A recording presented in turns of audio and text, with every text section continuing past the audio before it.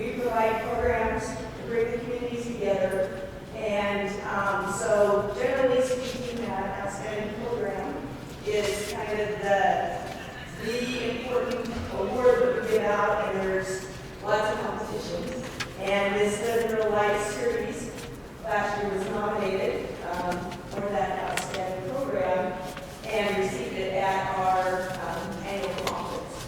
So one of the things I just kind of wanted to explain as far as is our past presidents, when they get together and look at these, they probably had 30 outstanding program nominations to go through and look at and try to determine which one's going to be the outstanding program. And I think the thing that stood out for those past presidents in this particular nomination was kind of like what Mayor Stagg was saying, that you get together a group of people and you address a problem. And then you take out that problem or that issue and you take action. So lots of times you see these groups get together and say, okay, what are some issues and how can we address it? And the thing that so impressed the past presidents in this group was the action that was taken almost immediately from that program, and a very impactful program that brings together the community, lots of partners, to truly make a difference in the community. So with that said, to the council and Mayor Staggs, on behalf of the Utah Recreation Parks Association, our members and our board, we would like to award you with this 2020 Outstanding Program presented to Riverton City Live in Real Life Series in recognition for outstanding accomplishments in parks recreation and service to your community.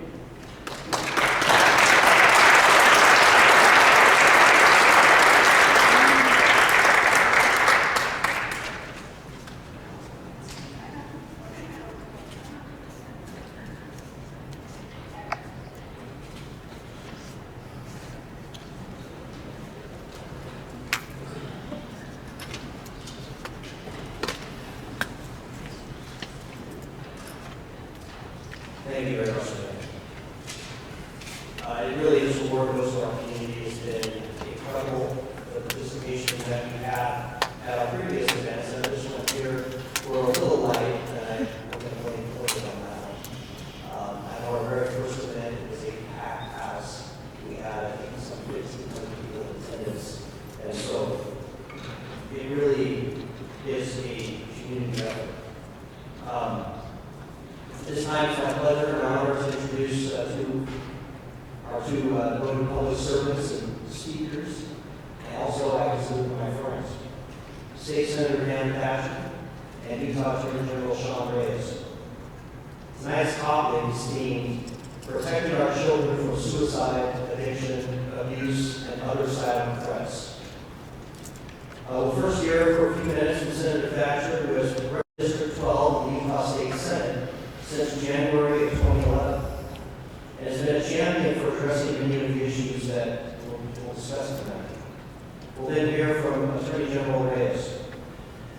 Sean Reyes has served as Utah's 21st Attorney General and the state's top law enforcement officer since 2013. He graduated summa cum laude from Birmingham University and earned his law degree with honors from UC Berkeley. Attorney General Reyes has led many significant achievements over the past 7 years, ensuring Utah and its citizens are safe from white-collar crime, violence, drug crimes, and criminal enterprises is a top priority for the Attorney General's office. As a global expert in combating human trafficking, Reyes has led the way in advocating for the most vulnerable, both domestically and abroad. Reyes has a passion for technology and has implemented cutting-edge tech advancements to improve law enforcement capabilities. One success story is the Safe UT app, which helps Utah kids in crisis. It is without doubt AG Reyes' implementation of cutting-edge technology will see Utah keep abreast of criminals in today's environment and ultimately provide a safer Utah for many years to come. So without further ado, our first speaker is Senator Thatcher.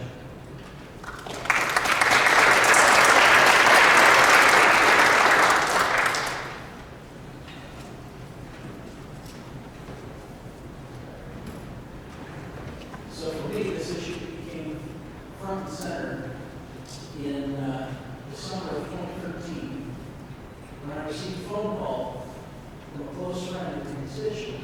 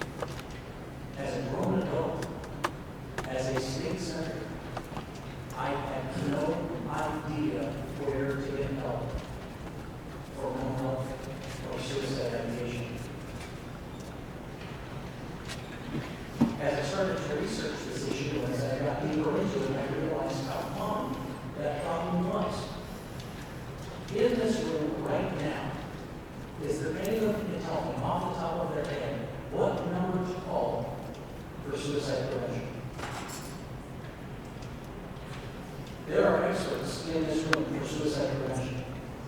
I do not see any. I see one hand. John, can you tell us what that number is out loud?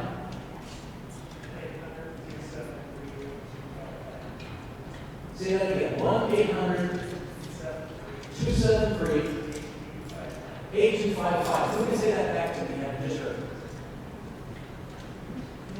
The reality is, our 911 system is an absolute lifesaver. And I have never personally lived in a world that didn't have it. It was implemented in 1976. For just a minute, imagine what the world would be like without 911. And yet that is the very world that we find ourselves in when it comes to the leading cause of death for these young kids. No one knows where to get help. And that started my crusade. In the 2014 legislative session, I brought forward a bill that would have designated the one and only 3-digit number not in statewide use that had an FCC allowable application. That bill was blocked. It was held up, it was stopped by the Salt Lake County mayor, who argued that instead we should use the one and only 3-digit number we had as a vanity phone number for the county so that citizens could more easily complain about power bills and pay their water bills. I'm sure you all think that's a much better use. Well, after that bill got held up, it was Attorney General Reyes who stepped up and said, let me help you. Let me help you get this through. We can't let the issue die. So instead of designating a number, let's instead build a task force. Let's build a committee. Let's get together mental health experts, crisis response experts, and let's find a solution. It was that committee where we created Safety Team, which launched in January of 2016. We never stopped fighting for that 3-digit number, though. It just took going to Congress, where I was able to successfully recruit Senator Orrin Hatch and Congressman Chris Stewart to run legislation through the United States Congress that will lead to the designation of 988 as a nationwide hotline number for mental health and suicide crisis response.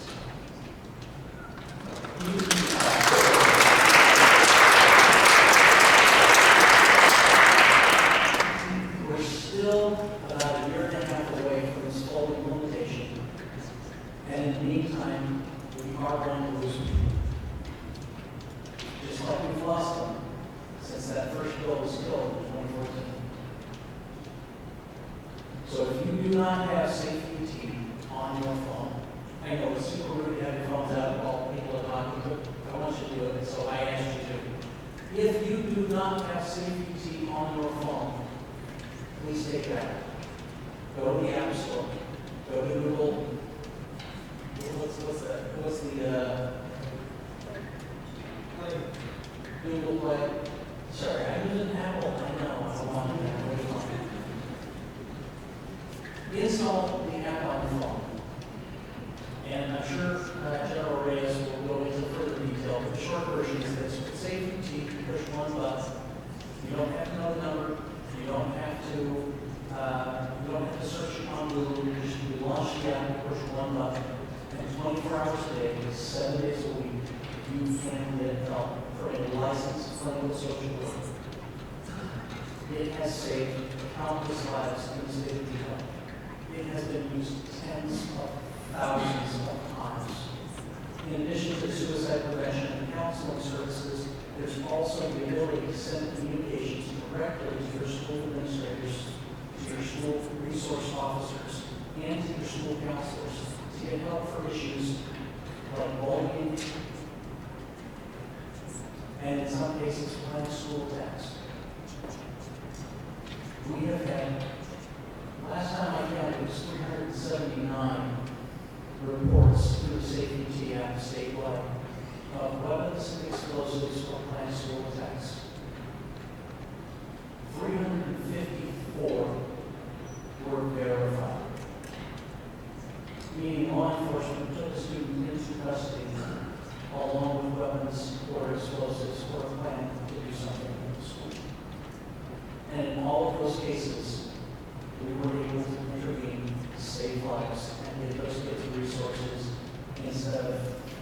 taken into jail or more.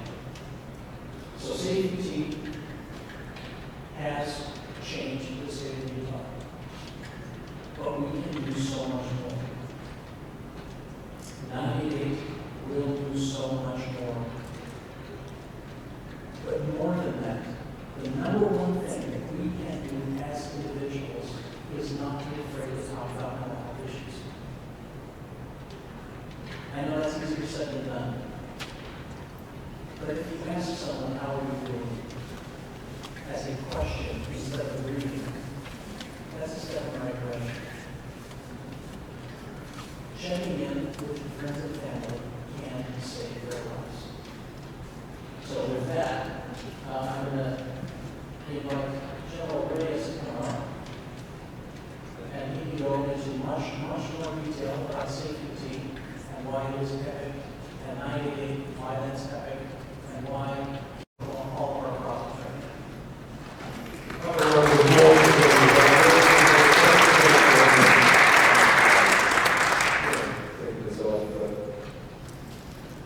If by chance you don't recognize us, based on the program, that's Senator Thatcher Creedier, and that's a photo of me from 2015.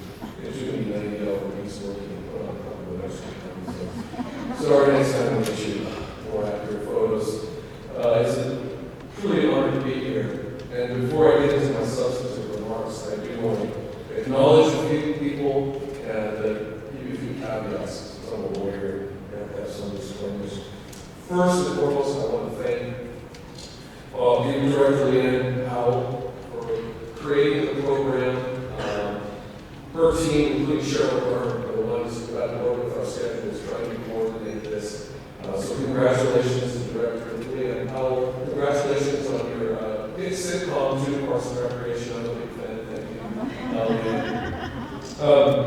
Mayor Trick says, I can't tell you how fortunate you are here in Riverton to have a mayor this caliber, not only in his skills and his leadership, but in the integrity that he has as a person and character. He's been an incredible partner on a number of things, including working with us to better protect our families from mental and behavioral health challenges, addictions, and other threats to our community. So, Mayor, honored to be here. I was going to tell some stories from our previous lives, but given the time, I won't. You're running for something, and I probably won't do something else, so probably better. I want to thank the organizers, too, for working with our very difficult schedules. I actually had months ago planned in the far side of the state a campaign event and thought I wasn't going to be able to participate. They were so flexible, they were going to have me stream in and zoom in. But instead, I had my campaign team all go down there, and right before I was able to zoom that way so I could be here. Because truly, campaigns are essential or necessary, but saving the lives of children, for me, for Senator Thatcher, for Mayor Staggs, is the most important thing that we can do, and I'm glad that we're here. If there's a lack of attendance, I apologize. Trent, we probably aren't the section draw. Senator Thatcher and I, so down from 1,500 to a couple hundred, maybe this time. It's a bit unfair to try to talk about this subject and other subjects in 20 minutes and then try to get you the resources that we hope that we can empower you with. So I want to make a commitment to you. If we don't get a chance to get to your question tonight, if you have other questions that pop up after you leave, or you have any other concerns, you can reach out to us at the AG's office, you can reach out to Senator Thatcher, you can reach out to Mayor Staggs, and we will engage with you to try to help empower you to better protect your families. As was mentioned, I've been serving since 2013. That's been a little while, but under those circumstances, I was appointed by Governor Herbert after some unpleasantness in the AG's office with my predecessors. It was kind of a low point at that time in the history of Utah, the Attorney General's office. And I came in at that time amidst a number of issues, 3 Supreme Court cases that were going on, and I had to immediately run for re-election. Because I was appointed, there was a special election in 2014. So a couple of months into that, my tenure, brand new as Attorney General, advisors told me that I needed to hire some DC consultants to tell me how to really be a politician. I hate politicians, by the way, just so you know. The definition of politics comes from two root words. Poly, which means many, ticks, which are little blood-sucking insects. When you put those two together, politics. Politicians from where they bought it, I need to talk about that. Politics, to me, are selfish. Politicians are the embodiment of that selfishness. They always ask the question, what can a particular position do for me? How can this office serve my ambitions? Public service, on the other hand, asks the opposite question, which is how can I serve the office and the people that it represents? And you have great public servants. I've mentioned some of them. Your mayor, your city council members, your police chief, and certainly Director Leanne. So these consultants came and said, tell me what your four most important issues are. And in no particular order, I responded back, the opioid epidemic, because it's ravaging our nation, taking far too many lives. Human trafficking, because I don't think people realize that there are 50+ million modern-day slaves around the world, and many of them are right here in our own backyard. Third, mental and behavioral health issues. I can't believe that suicide is the #1 cause of death for our young people, more than the next 3 causes of death combined. And much of that education came because of Senator Thatcher. And I've got to say, it's almost unfair. I should have been introducing Senator Thatcher. There is no person in our state who's done more to advance awareness and resources to families and persons struggling with MDD, persons struggling with suicide ideation instead of Senator Thatcher. And so, just one more time, if you could join me in giving him a huge round of applause. Having that voice and willingness, trying to preach how important this was to so many people, and they just weren't listening. And they just weren't ready.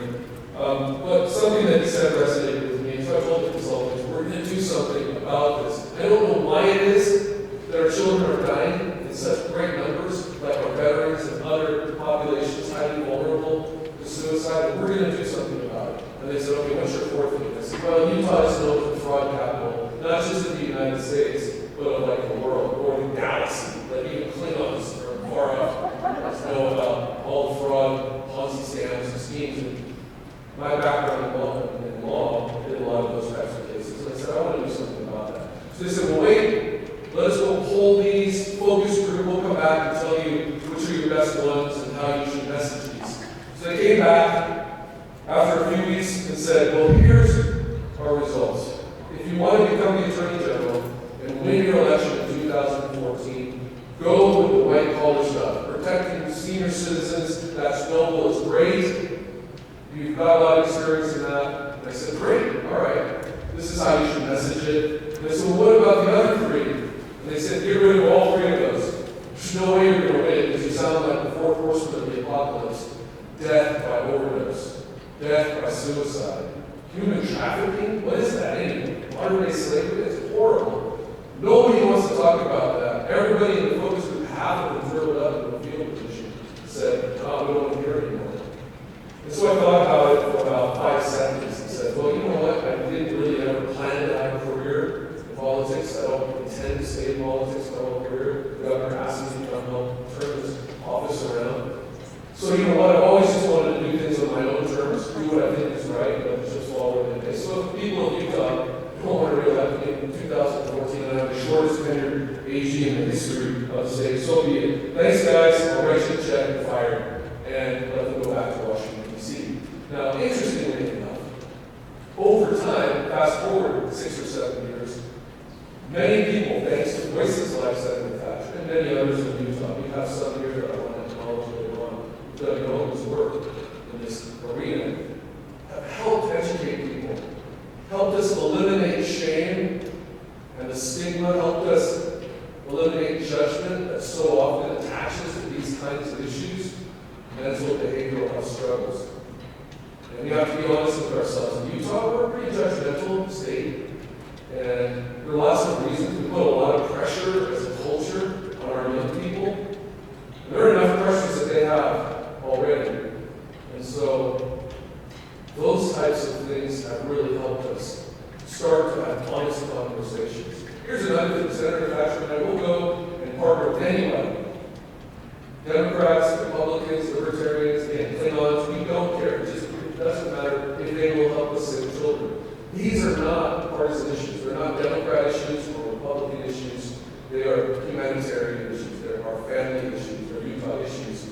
And I want to emphasize that. We all need to be working together on it, in part because all of us are potential victims ourselves, and all of our children and grandchildren are potential victims as well. Now, again, 15 minutes, I probably have 10 minutes left.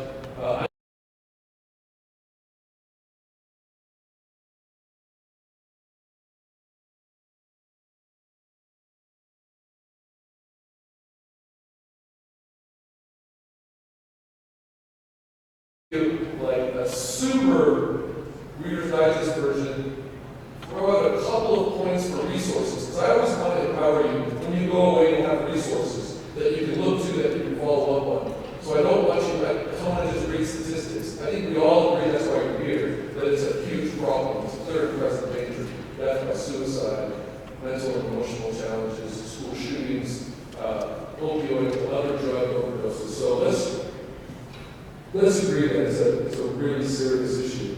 Let me take a second to talk about opioids.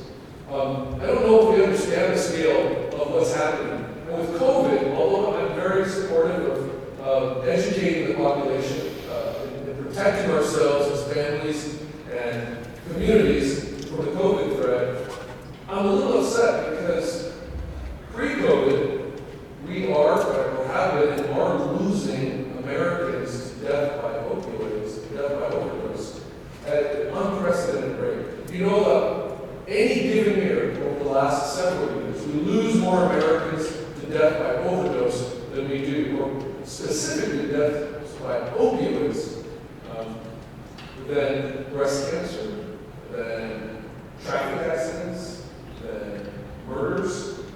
And I'm not saying at all that we should diminish the attention that we're focusing and paying to those threats. Those are serious, and they deserve all of the attention that has been shined upon them. But opioids, gosh, more American lives in 1 year lost to overdose than all American lives during the entire Vietnam conflict, all of the years of Vietnam, just to put it again into perspective. So, if you'll agree with me that it's a huge deal, it affects everyone. It doesn't matter if you are rich, poor, rural, urban, particularly rural. We have a particularly hard time. High school kids, huge impact and problem for us. Doesn't matter your gender, your gender identity, your religion, your background. So what can we do? I want to give you a few takeaways. One, look up Utah naloxone. Naloxone has been called the blood Lazarus drug. Naloxone is free to you if you reach out to Utah Naloxone.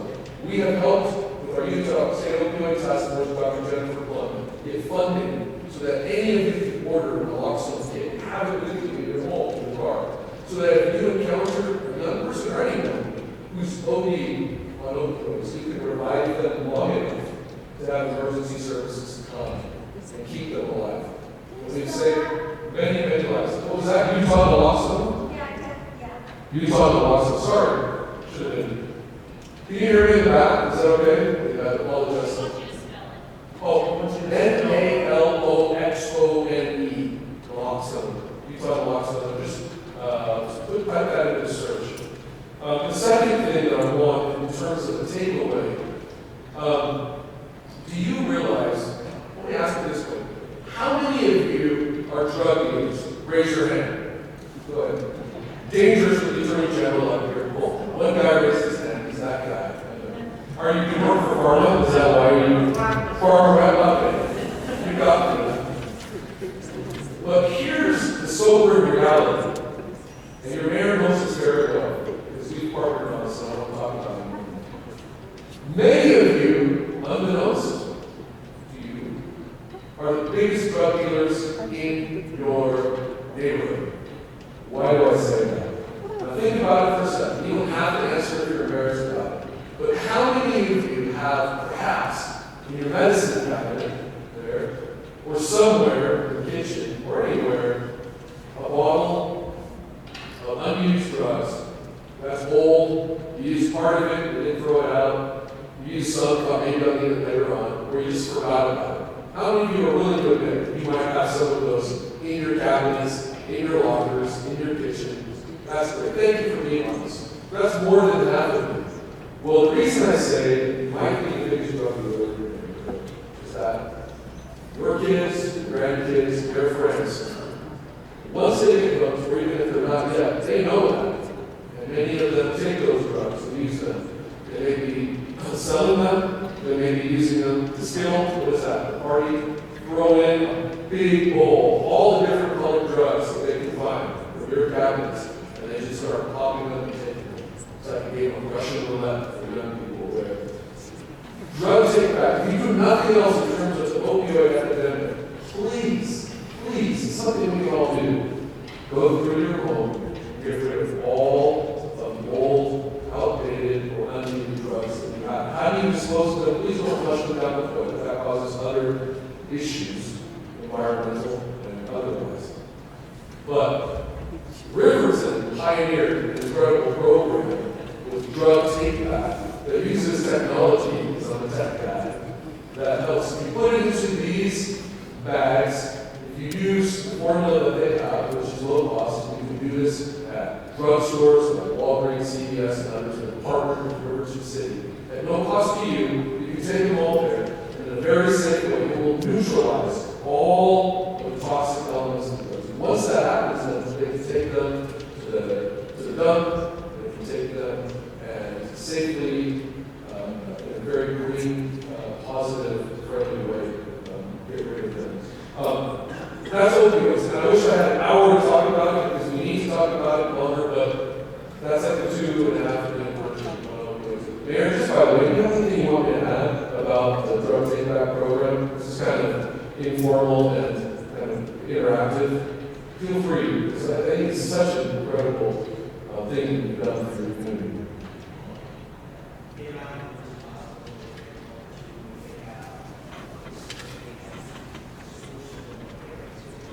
Intermountain Riverton Hospital, a solution 6 to 8 ounces that they'll give away, or you can bring it to the police station or city hall. Mayor can help us work with the DEA, work with the Trump administration to relax some of the rules that made it really hard for people to be able to turn in drugs, or relax too many DEA regulations. I'm all for going after drug cartels and making it easier for citizens to be proactive. That's the kind of stuff that the mayor's been doing. I'm applauding for it. Human trafficking, we had 1 minute introduction. Fastest growing criminal enterprise globally. I mentioned 50 million, something is 80 million. It's really hard to get exact numbers because the traffickers don't respond to us. It's not like they answer our survey monkeys in terms of how many people are impacted. We just liberated the River Women with a nonprofit organization that started here in Utah, Operation Underground Road, a couple of weeks ago, for Venezuelan professionals who have been abducted in the Dominican Republic and sold for sex in Haiti. And these spent their first days of freedom in years, a couple of days ago, in Washington, D.C. Beating about the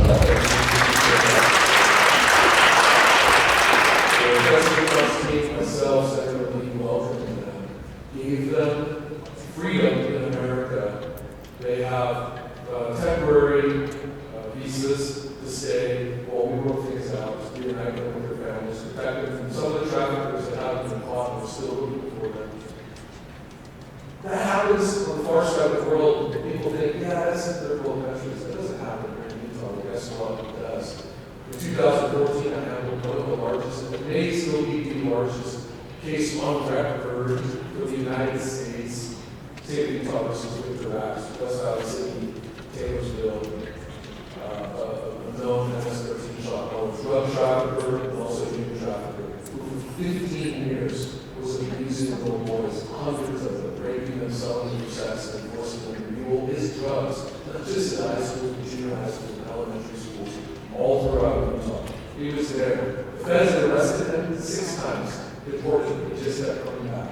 When we caught him, we asked the federal government to defer deportation so that we could prosecute him in the American criminal justice system. Fortunately, he agreed.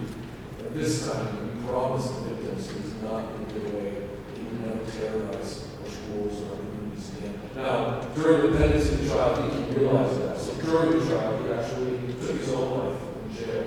And I was, in some ways, relieved because I didn't know legal wrangling was going to be able to get him out international treaties and somehow would let him go. But that happened, the reason I bring it up is because where was it happening right in our backyard? It happens not just for sex or sex exploitation or child pornography. It happens for labor, hard labor, life-threatening labor, organ harvesting, human organ harvesting, illegal adoption. Utah just did the largest illegal adoption case. We put away, actually, a public official from Arizona who was running nationwide illegal adoption and taking children from Russian mothers to sell them in the black market adoption.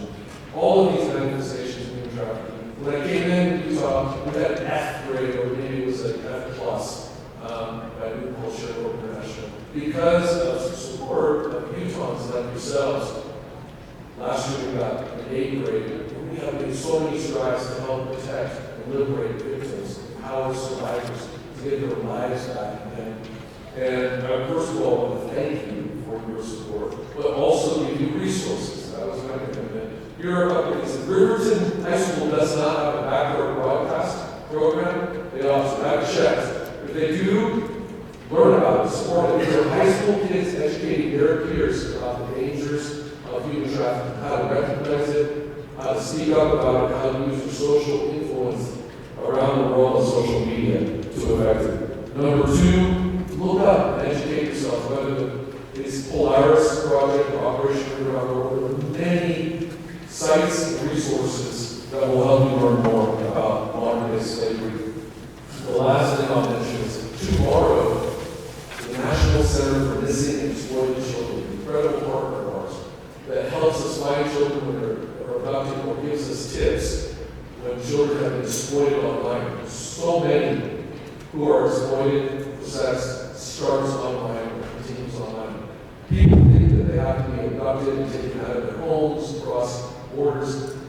Actually, in some cases, the majority of children are trafficked or exploited or abused in their own homes, in their own bedrooms. And while they're being exploited, people are videotaping that, streaming that, to monetize them for child pornography and other horrible things. So sorry if it's getting a little dark, but that's the reality of what we deal with. Please check out the NICMED, National Center for Missing and Exploited Children, launch tomorrow. They want you to take an online pledge to parents to be able to educate yourself better, and they have many resources. So Utah is helping them launch that. It's going to be a big deal. I challenge each and every one of these parents or grandparents to sign the pledge and then educate yourselves. Now, getting back to the issue that Senator Thatcher introduced so well. Utah Department of Human Services Student Health Risk Team. Of students grades 6 through 12, 30% or more said that they were bullied or felt depressed. And depression is one of the great drivers to suicide, ideation, and death by suicide. Depression, whether it's MDD, major depressive disorder, persistent depression, other forms of depression, that is something that we need to pay attention to, something we need to understand better. So again, these are grades 6 through 12th grade. 16.4% considered attempting suicide. 12.3% made a plan to attempt suicide. They went through the further action to draw a plan. 6.7% attempted suicide 1 or more times. 6.7% of our kids, 6.7% statistically of Riverton High School kids attempted suicide 1 or more times. 15.4% self-harm. And for so many of them, it's the pain, the shame of being bullied, marginalized, ostracized, the things that kids will do that were cruel back in our day, maybe never more cruel now. The places that they just can't hide. I grew up in a tough neighborhood in downtown LA, but I knew that if I made it past certain streets, I didn't get beat up by this gang or that gang. I'd get to my house, my dad had a Justice Barrier right up his hip, and he was willing to use it. I knew I was safe in my house. Your kids are not safe. Even your own homes, it's not your fault. It's It's just the reality of what we do. We're so interconnected, so many devices, so many threats out there, and that's something that we just need to understand. When they are feeling that pain or they're depressed, they cut themselves, they mutilate themselves in other ways as a way to try to dull the pain or take away the pain, to divert the pain, or scream out for attention. In some cases, they don't hurt themselves, they hurt others. Senator Thatcher talked about safety application. He is right. We have interdicted on numerous cases that could have been a mass school shooting or explosion. And so sometimes they act out to hurt others. Too often, to hurt themselves. Resources, I want to get to that. As I said, we all agree it's an issue that deserves our attention. I love this one site. It's called Healthy Children. I'm going to give it to you right now. HealthyChildren.org. You can look it up. And there's a list of 10 things parents can do to prevent suicide. I'm going to go over one or two, and then you can read the rest of the 8, and we can discuss it if you want another day, or we can invite you back, and we can have a longer chat. Number 1, don't let your teens the pressure and anxiety snowball. Maybe your child's really having a bad day, but maybe it's something more. This move's been going on for a couple of weeks. Fact, 9 to 10 teens who take their own lives met criteria for a diagnosis of psychiatric or mental health condition or disorder. More than half of them with mood disorders such as depression or anxiety. Depressed people often retreat into themselves, but secretly they're crying out to be rescued. Many times they're too embarrassed to reveal their unhappiness to others, including mom and dad. Boys in particular may try to hide their emotions in the misguided belief that displaying their feelings is a 50-foot high sign of weakness. We all understand that, right? Warrior culture. Boys play sports, boys are tough, boys don't cry. Let's not wait for children or youth to come to us with their problems and concerns. Knock on the door, park yourself on the bed, and say, you seem sad, what would you like to talk about? Maybe I can help. That's just the first point. We could talk about that for a long time. Number 2, I'll give this to you because I think it's important, and I'll let you continue your homework afterwards. Number 2, listen even when your teen is not talking.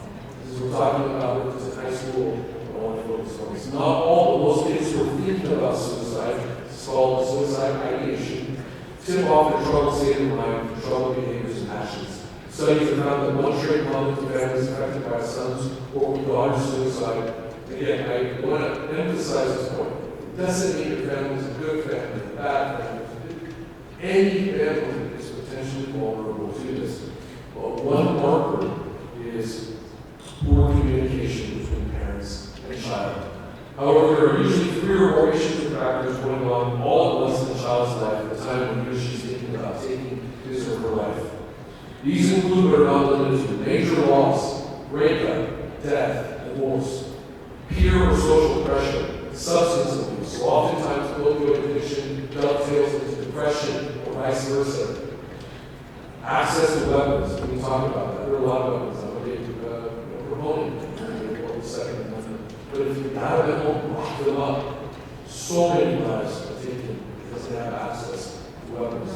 Public humiliation, shamed by their peers, severe chronic pain, many of them are just hurting physically, and it's undiagnosed. Chronic medical conditions, impulsiveness or aggressiveness, or genetics, family history of suicide. If your instinct tells you that a teenager might be a danger to himself or herself, heed your instincts and don't allow them to be left alone. In this situation, it's better to overreact than to underreact. Again, 8 more, I think, very noteworthy recommendations to help.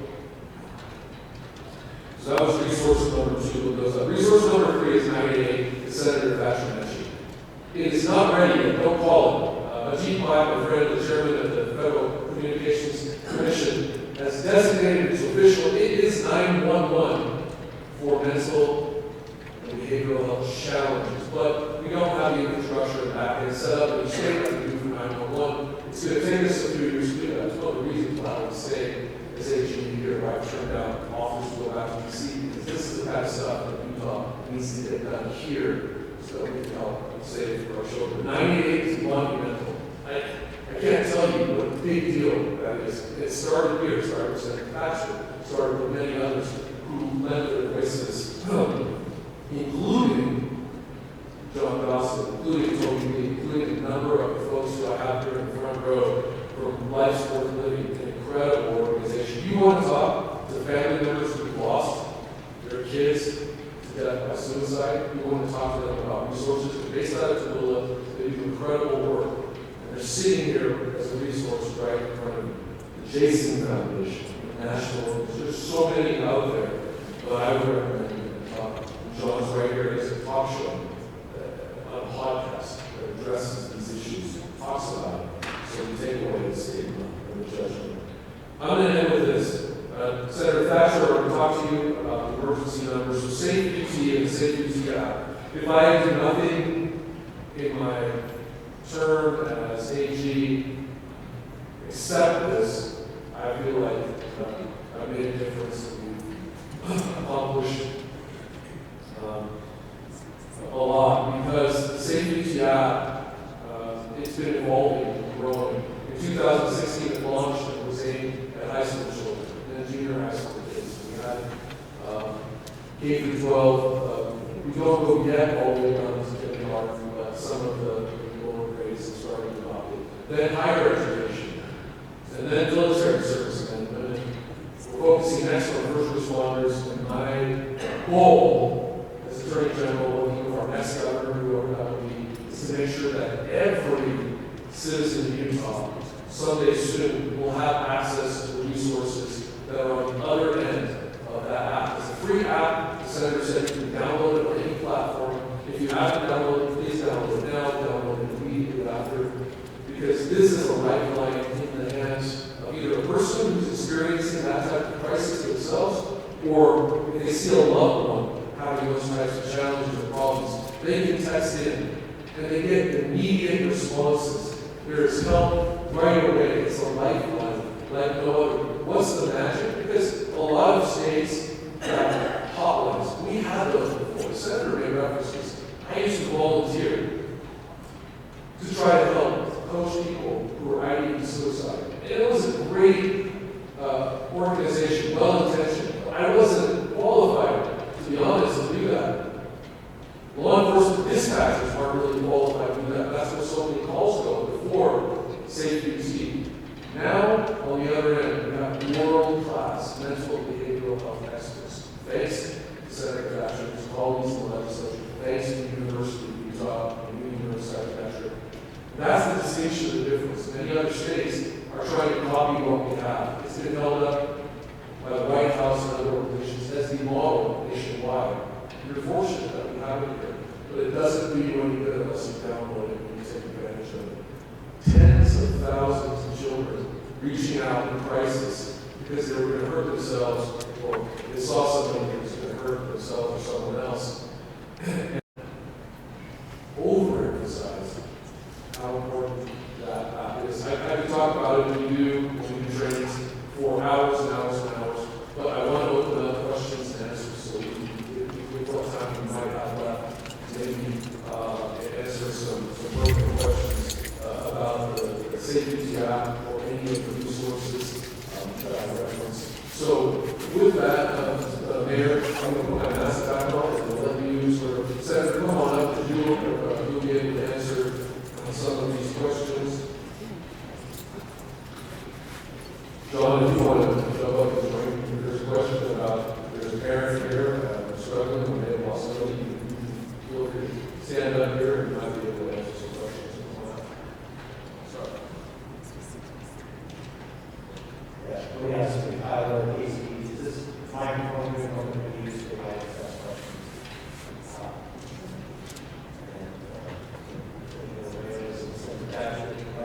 You have chairs here at home, stand on which we blow some of the lights. It's more important.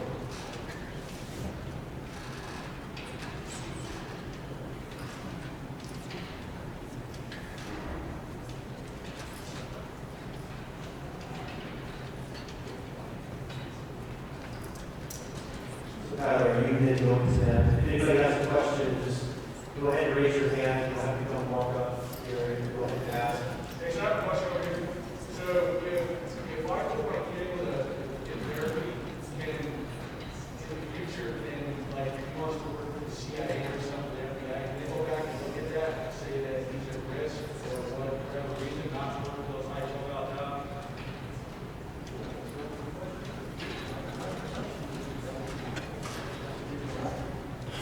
There are legal protections, first of all, for medical records, and there are juvenile record protections. So generally speaking, the answer is no. If they ask the candidate, like some elite military units do, then the answer is yes, they would know about it, because that person would have to answer affirmatively. However, we've been working with the military, and working with a lot of veterans, we've been working with law enforcement and other first responder units to make sure that those types of things are not held against them. That's the old culture that we understand. Now, there are certain diagnoses that make sense for an employer to know about. I don't want to spend too much time getting into the minutiae of that. But generally speaking, they don't have that. And I would recommend that if you feel like your child needs therapy, you know them well, you know the rest. I would, as a parent, worry more about keeping them alive today and well and healthy than future job employment. Because that's just not personal. Thank you.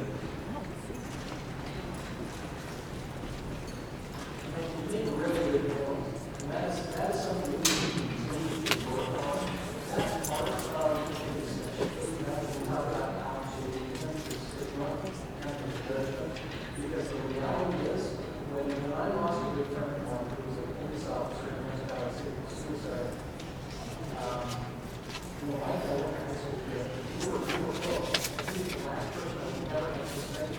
And when I went and I spoke to people that we worked with, I said, if you show me signs that you guys are going through a struggle, every single one of them said, hey, as a cop, if you're struggling, you keep your mouth shut and head down.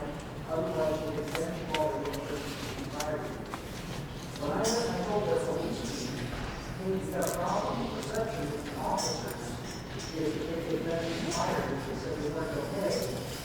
The chief said, do it. He said, as long as I don't know, we don't have liability. Well, even if we fix that, then the state will drop. That chief is no longer a police officer. What's that? Yeah. You got to put your mask on. Oh, sorry. Senator Thatcher, I just wanted to back him up on that, because that was the prevailing culture of law enforcement 7 years ago that I did. So a lot of it depends on the leadership. So when I took over an agency that has, for instance, investigators, agents that have to go out and track down child sex predators, so as a part of those cases, look for pornography, giving myself child pornography. I can't tell you how much that sears their soul and affects them. But none of them wanted to go see shrink because of the perception. So I just mandated it, following with the money, said, we're all going to go do it. So now you have no choice. Now, always, many of them later, the wives and husbands came in and said, thank you so much, because the boss gave them cover. Once it's covered, so principals, superintendents have a lot of power to be able to shape the culture.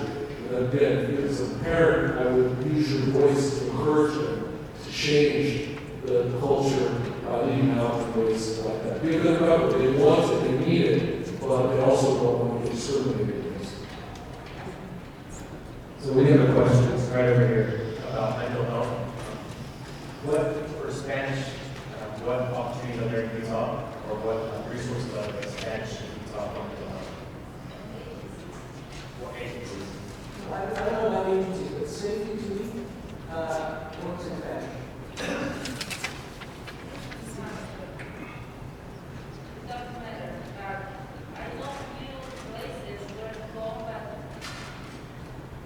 I know few places where to go if someone needs like therapy or mental health in Onami and some Hispanic places. But I don't know if you guys know more places. Sí, tenemos recursos en nuestra oficina, en inglés y en español. Si me hablas después, yo te puedo ayudar con cualquier cosa, pero sí. ¿Cómo lo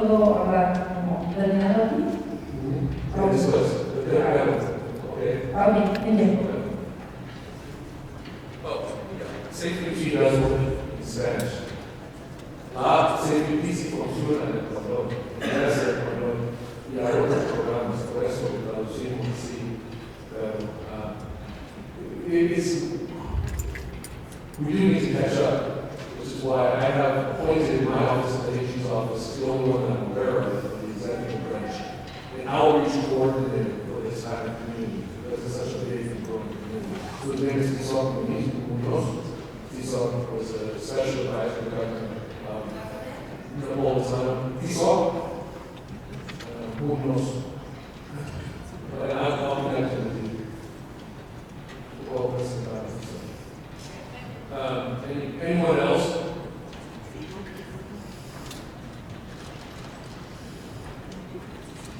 I just wanted to personally thank you for the Safety Team app. My son is a sophomore over at West Riverton High School, and this past March, I got a phone call from his principal over at Joel P. Jensen. It was actually on March 12th, the day before the whole state and the whole world came crashing down. Letting me know that my son had sent out a text message to his friends that he had been cutting, and had a plan and was planning on following through with a suicide at the school. He said that if they saw an ambulance there, it was because of him. To say that was one of the most heartbreaking and one of the most devastating phone calls that has happened before is an understatement. And his friends were able to get a hold of Principal Leggett over at the school, as well as contact the Safety Team app. And I have that app, my husband has it, my son has it, as well as my daughter. And we had exhausted multiple resources through seeing counselors through church, through the school district. And we finally decided that the best scenario was for our son to seek help up at the University of Utah, the UNI as they call it, Neuropsychiatric Youth Department. He was up there for 5 days. He came home the day before the earthquake, and we woke up to the earthquake that morning, unfortunately. And he was able to use all of his resources. Because of the safety we have, my son is alive today.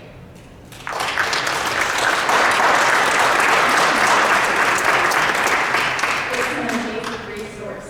It has not only saved my son, but it also saved Joel P. Jensen students when there was an active shooter plan, and someone had reported it on that safety tab. They survived. They caught that person, and he was able to seek the help that he needed.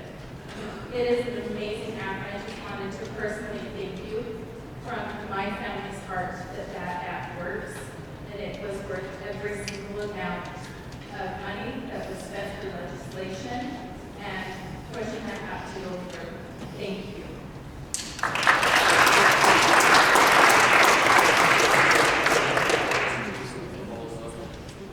Yeah, thank you very much for sharing that very personal story. And the Attorney General here is saying we love to be able to get your name on this international as well. We will follow up. We might have time for another question, one more question, if there's one out there. We can't see much, but we can see the process.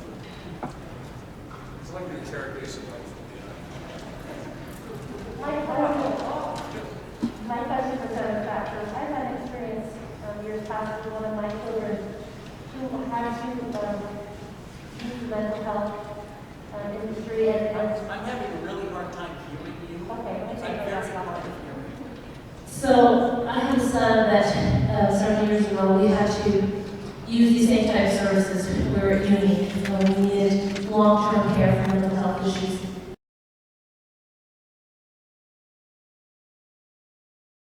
With your task force and people that are working on these issues with you, are you working with local insurance companies to apply pressure so that they're willing to increase the amount of funding that is available? As a parent working through these issues for years with my child, it was a full-time job trying to manage payment. It was very difficult. And for a lot of families in Utah that don't have deep pockets, the type of long-term care that these kids need so that they can succeed is not available to them. And we dealt with that for years. and that's a real concern that I have, just in general, in terms of looking at the whole process. These apps are great. I think the short-term kind of support is great. What about the long-term care and the responsibility that our insurance companies have to support these type of treatments for our students? So that is an excellent point. And so let me be clear. Our focus over the past 6 years has been the crisis response portion, because that was, General Reyes mentioned that we had call centers, that we had suicide hotlines. Here's the problem. We had 22 different officially sanctioned numbers throughout the state of Utah. Only one was answered 24 hours a day, 7 days a week by licensed clinical social workers. The rest either went to police dispatchers or went to voicemail in some cases. And sadly, Sean and I lost a good friend to a voicemail. She actually made the effort. She reached out. She called for help. Her call went for a voicemail, and we lost her. So we've been focused on the crisis response because it has been essentially non-existent. With 988, you're finally getting a handle on the crisis response. Now, there's another portion that is needed, and that is mental health first responders. Right now, when you call, roughly a third of the calls going to 911 right now are mental or behavioral health. And we have MPOP teams, which is great. I carry that bill too. But the MPOP teams, we only have 2 for most shifts in Suffolk County. Which means when you call, if you are the worst mental health call happening right now, you might get a therapist to show up, but probably not. So we need an equivalent. We need an EMT equivalent.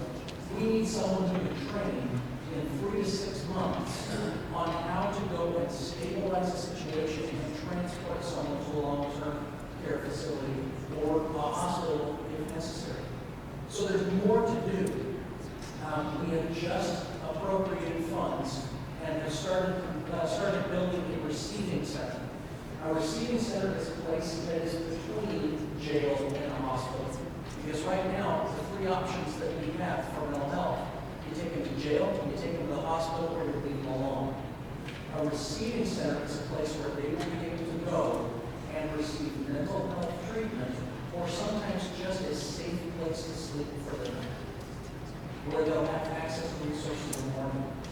The last thing that I want to cover, and I know this doesn't even help immediately, and it certainly doesn't help anybody in the past, but we are working, we are trying to do better.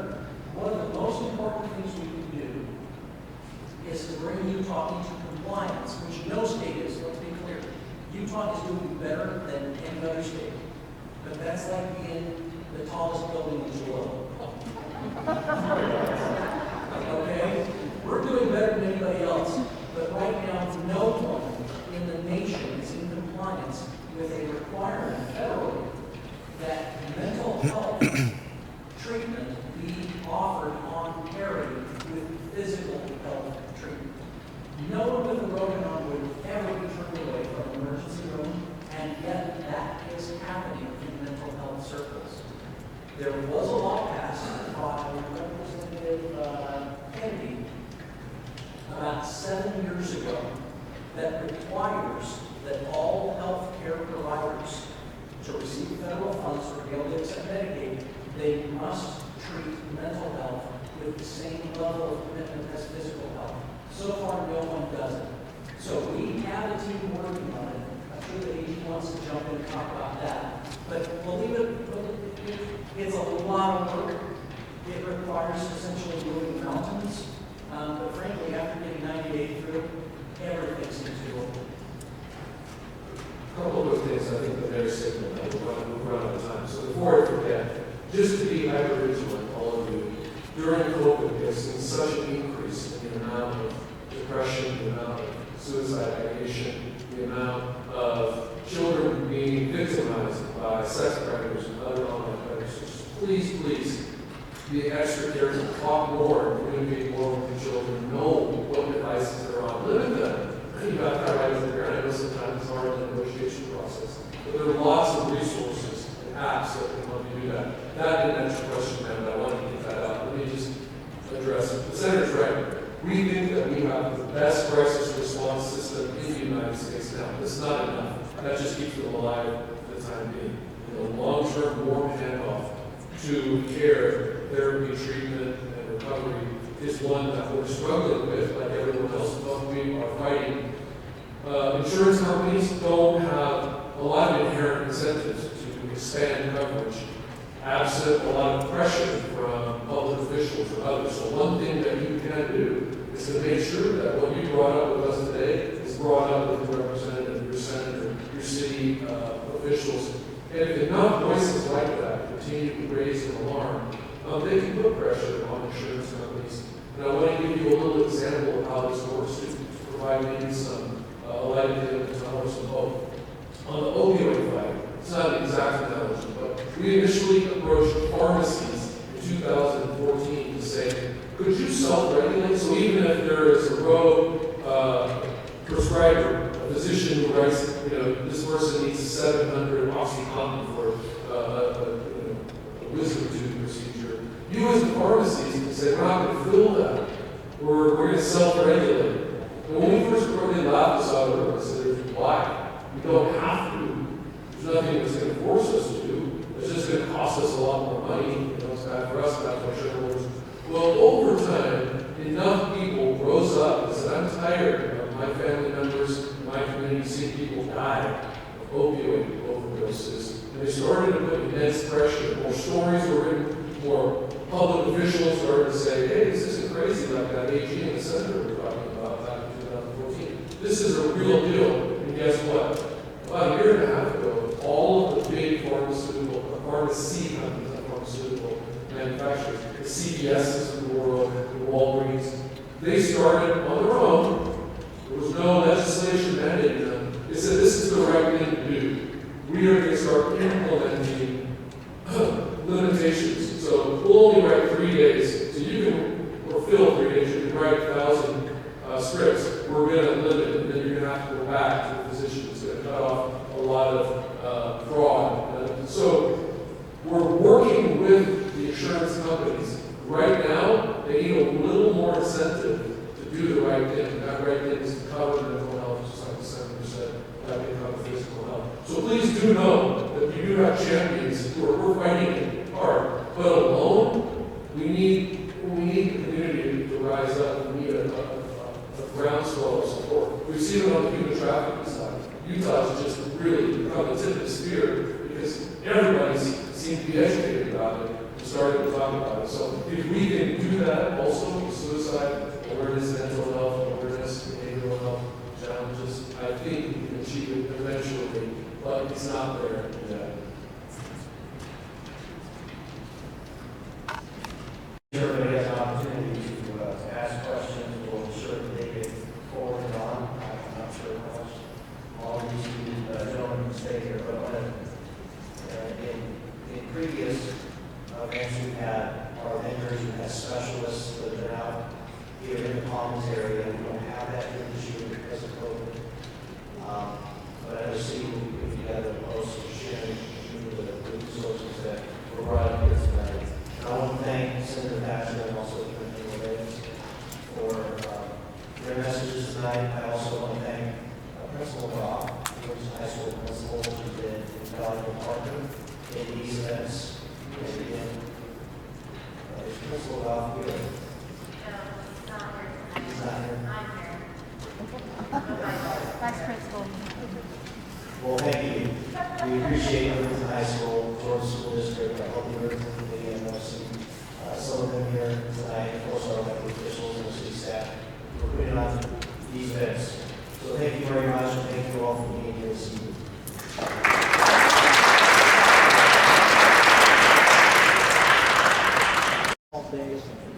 Hi everyone, I'm Chris Newhart. I'm here with the State of Utah Attorney General Sean D. Reyes. And thank you for taking the time to do this interview. And could you tell everyone a little bit of why we're here tonight, what you were speaking about at Riverton High School? Of course, good to be with you, Brother Chris. Thank you for covering this. This is an important topic.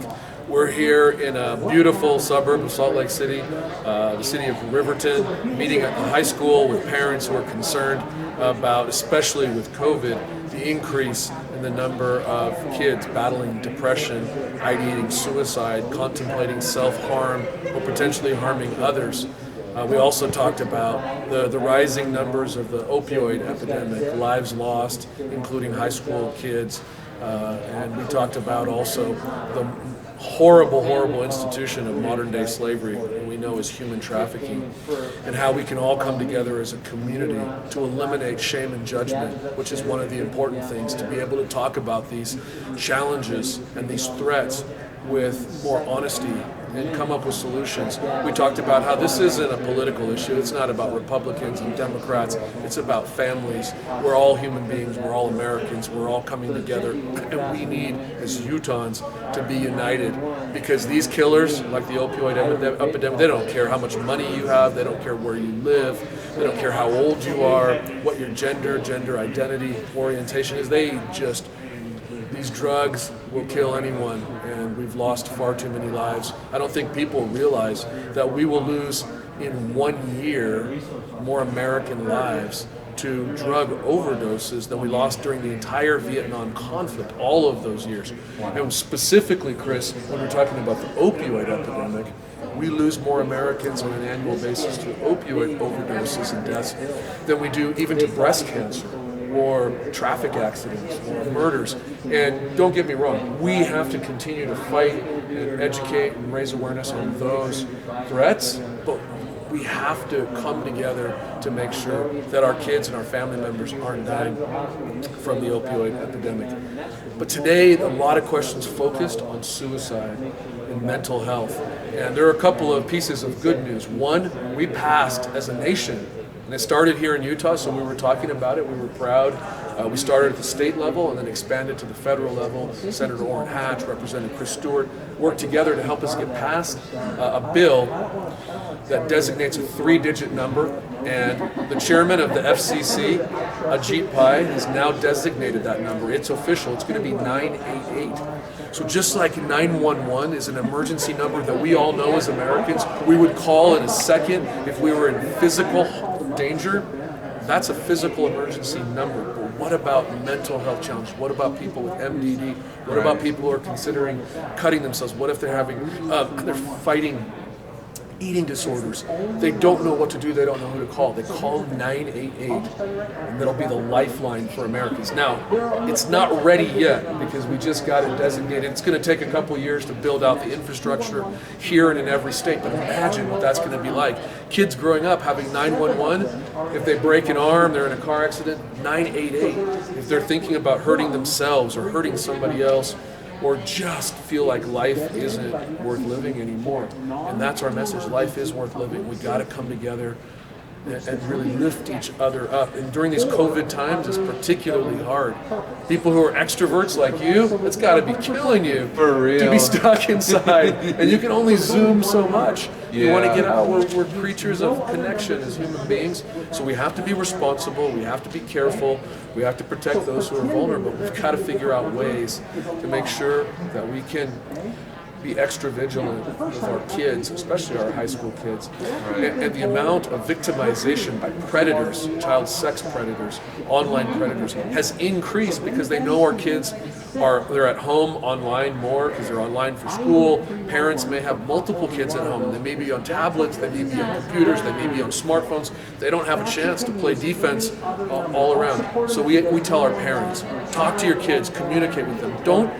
Don't be so quick to react. If they've done something wrong, love them, accept them, so that they're not afraid to come talk to you.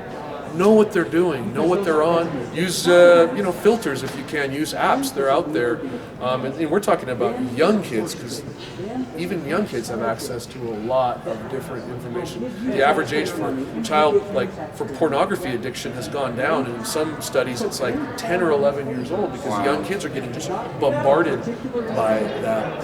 And so whether it's human trafficking and protecting ourselves from those types of predators, whether it's opioid overdoses and other drug threats, or mental health challenges like suicide ideation, we can come together We've got incredible resources. Download the Safe UT app. If you're listening and you're in Utah, please, please, please, it's saved countless lives. We had one mother who just shared a story that was so moving. She said the Safe UT app saved her son because he got immediate help and then he got long-term help.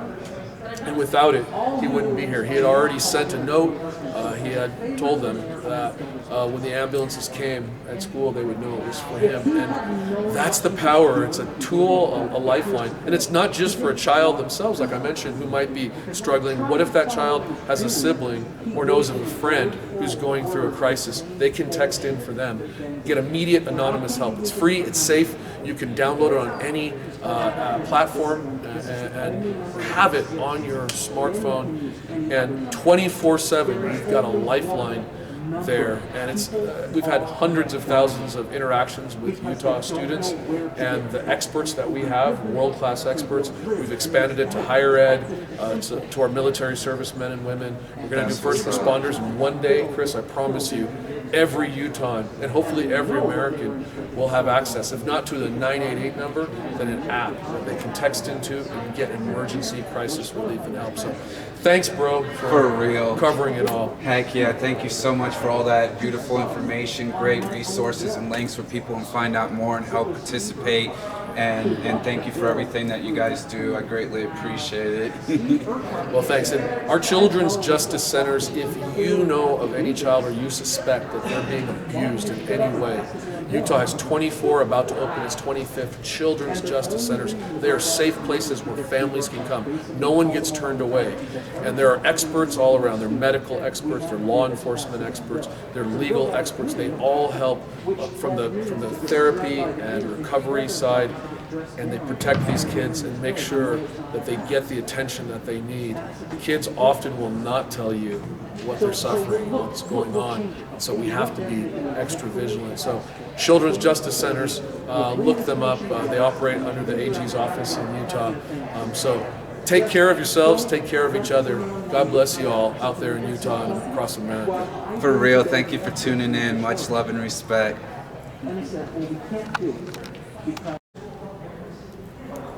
Hey, this is Sean Reyes, and I just want to throw out a shout to GME Productions.